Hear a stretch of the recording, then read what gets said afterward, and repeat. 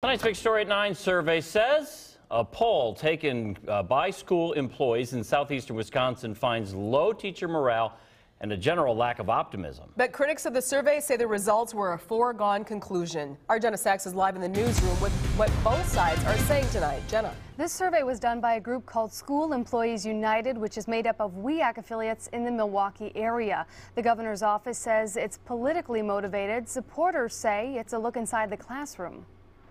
In a lot of ways, there are a lot of people that are seeing that education isn't what we thought it was going to be. A survey of teachers conducted by teachers finds morale is low among staff in southeastern Wisconsin schools.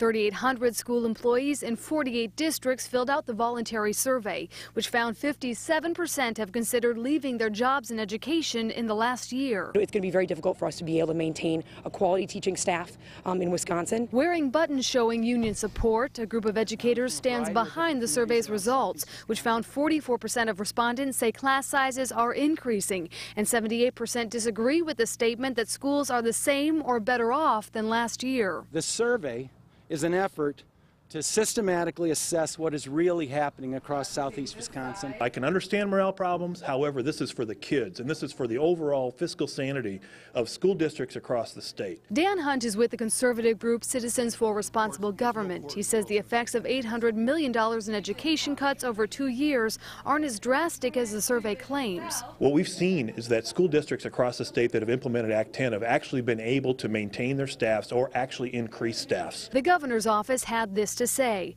The reforms put in place earlier this year have not only helped schools balance their budgets without massive layoffs or property tax increases, but these innovative changes have also helped improve education. These are tough times. The way we get out of them is to keep our schools strong. It is important to note that MPS and the Kenosha district were not included in the survey. Now, in response, the governor's office is pointing to another survey, and that was done of school district administrators. That survey found the median student to teacher ratio in Wisconsin this year is 13.5 to 1.